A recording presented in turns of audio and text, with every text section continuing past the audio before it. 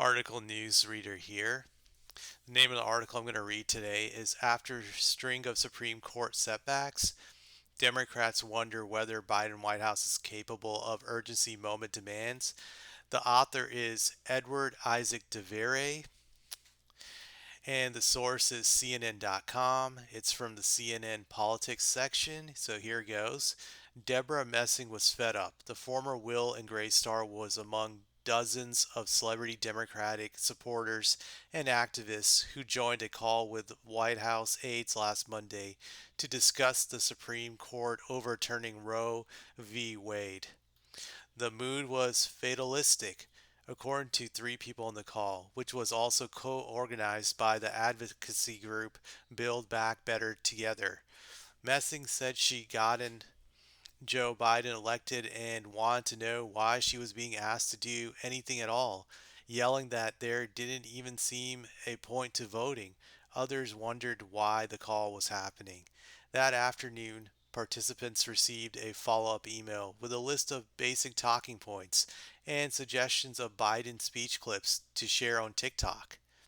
The call, 3 days after the decision eliminating federal abortion rights, encapsulates the overwhelming sense of frustration among Democrats with Biden. It offers a new window into what many in the president's party describe as a mismanagement permeating the White House. Top Democrats complain the president isn't acting with, or perhaps even capable of, the urgency the moment demands. Rudderless, aimless, and hopeless is how one member of Congress described the White House.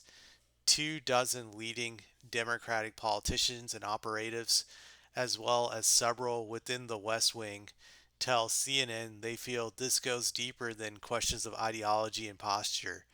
Instead, they say it gets to questions of basic management. More than a week after the abortion decision, top Biden aides are still wrangling over releasing new actions in response, despite the draft decision leaking 6 weeks earlier. White House counsel Dana Ramis had assured senior aides the Supreme Court wouldn't rule on abortion that day. A White House press aide assigned to the issue was walking to get coffee when the alert hit. Several Democratic leaders privately mocked how the president stood in the foyer of the White House, squinting through his remarks from a teleprompter as demonstrators poured into the streets, making only vague promises of action because he and aides hadn't decided on more. Then Biden's July 1st meeting with governors to talk about their efforts to protect abortion rights was planned so last minute that none of those who attended came in person, and several of those invited declined to rearrange their schedules to appear virtually. Multiple Democratic politicians who have reached out to work with Biden, whether it's on specific bills, brainstorming, or outreach, often don't hear anything back at all. Potential appointees have languished for months waiting to hear if they'll get jobs or when they'll be done with vetting. Invitations to events are scarce. Thank you calls barely happen. Even some aides within the White House wonder why Biden didn't fire anyone from the West Wing or at the Food and Drug Administration to demonstrate some accountability or at least anger over the baby formula debacle. Instead, the White House aides are exhausted from feeling forever on red alert, batting at a swarm of crises that keep growing. Enough for the White House Secretary Karine Jean Pierre to make an offhand joke about the constant 11th hour decision making in the building when under fire at recent daily briefing.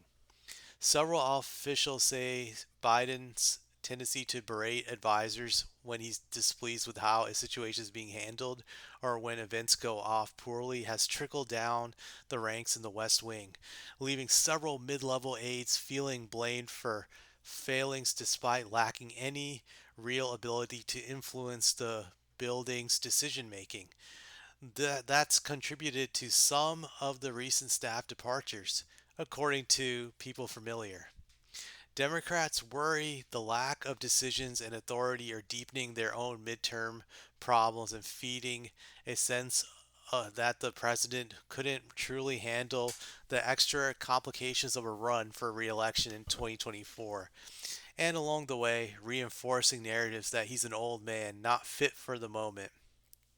The president who campaigned on putting America back together again after 4 years of deep divisions appear to be have stopped trying, supporters say. There's no fight, another Democratic member told CNN.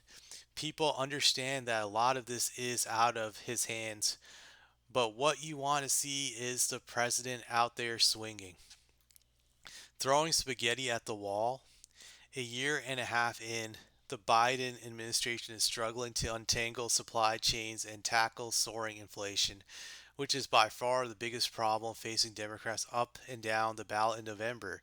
It's got to look like you're taking actions, said California Democratic Rep. Ro Khanna.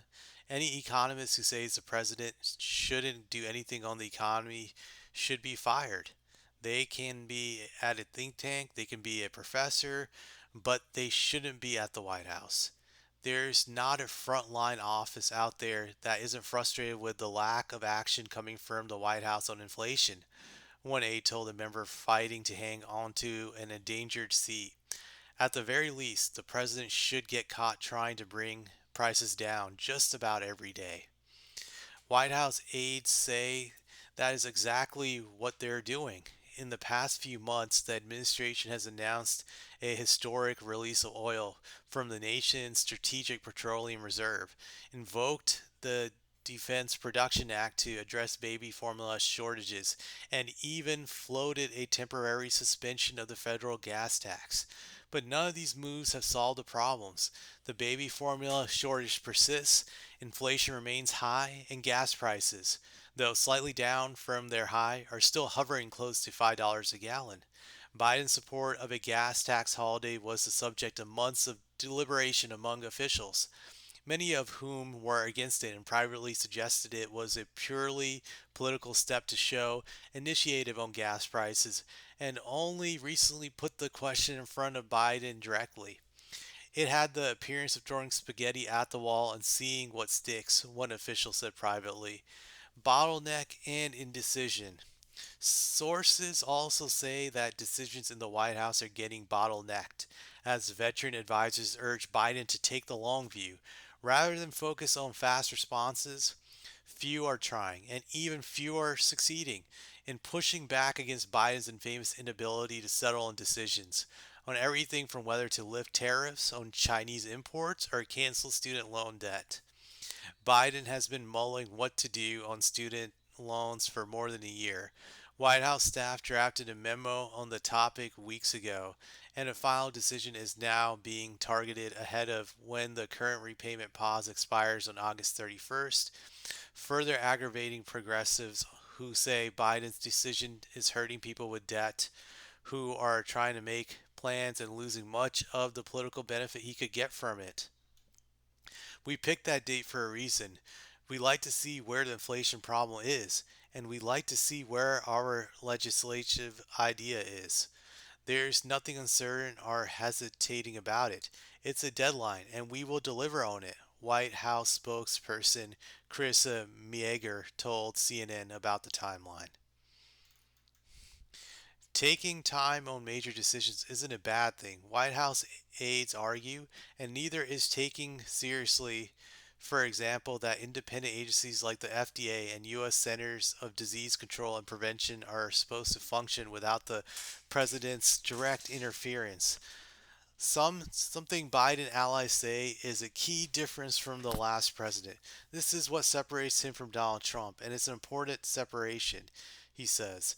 I am not a dictator. I am not an autocrat, said Mitch Landrieu, the former New Orleans mayor who's coordinating the implementation of the $1 million infrastructure law passed last year.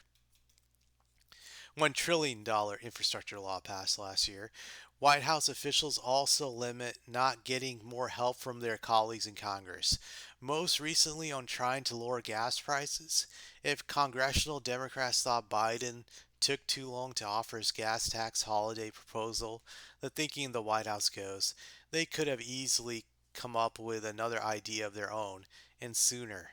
Aides also eagerly point out how much support multiple polls show for Biden's proposal. Landrieu ticked off a number of initiatives the White House has gotten behind and hoped for congressional action by Democrats only to have bills languish. The president has called on Congress to pass a reconciliation bill. The president has called on Congress to pass the Competes Act.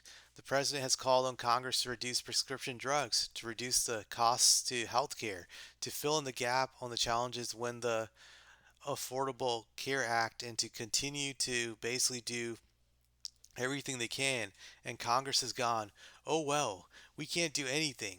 So it's just the nature of politics. Sometimes you just say, I wish somebody else would help. When we are really, this is all hands on deck, said Landrieu. Scapegoating the president. Throughout, the president's defenders argue Biden is one who's taking action, even if much of that action is out of view. They hold up the gun legislation passed by Congress as a perfect example of how his approach works, even if not always in the spotlight. Biden deliberately left the negotiations to the rank and file members to avoid aggravating a delicate situation. White House aides checked in daily, and Biden spoke several times with Democratic Senator Chris Murphy of Connecticut, who led the efforts. The president's early attention to the issue was a big part of setting the table for the process that led to the bill's passage, Murphy told CNN. Inside the White House, criticism and proposal from Democrats are often seen as the latest version of essentially presidential fan fiction, the kind of visceral political statement that sounds great from the sidelines, but doesn't actually make sense. For example, in the wake of the Supreme Court's abortion reversal, New York Rep. Alexandria Ocasio Cortez, Massachusetts Senator Elizabeth Warren, and New York Governor Kathy Hochul have called the White House to open up federal lands to abortion clinics, a move that lawyers inside and some outside the government believe would backfire by leaving abortion providers and women open to potential prosecution as soon as they stepped off the federal lands. Fundamentally, Biden and his aides are operating from a very different sense of the presidency.